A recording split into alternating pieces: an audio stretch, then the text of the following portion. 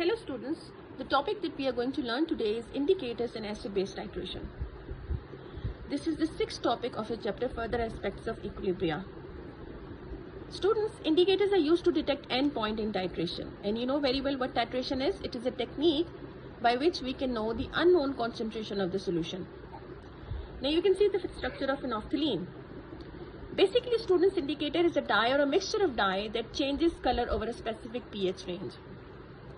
The color change in phenolphthalein is due to the small differences in the structure of its molecules when hydrogen ion or hydroxide ions are added.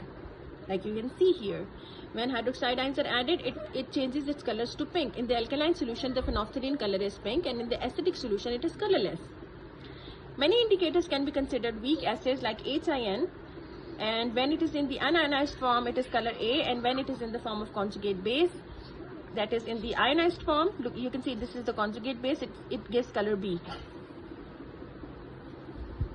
Now adding acid to the indicator shifts position to the left. You can see when we add acid, it will shift to the left and the color will be A. And adding alkali, shift position to the right. Color of indicator depends on the concentration of H positive ions present. Like you can see, adding alkali, shift position to the right, adding acid to this indicator, shift position to the left. Now let's see the reaction between strong acid with a strong base. Sodium hydroxide, it is a very strong base, and HCl, it is a strong acid. Let's see what happens in the presence of bromothymol blue indicator if its titration is done. Now student, you can see that in the graph there is a very sharp fall between pH 10.5 to 3.5. Okay, midpoint is pH 7. Okay, it is also known as end point. The midpoint is the point at which the H positive ions in the acid have exactly reacted with the OS negative ions in the alkali. This is the end point.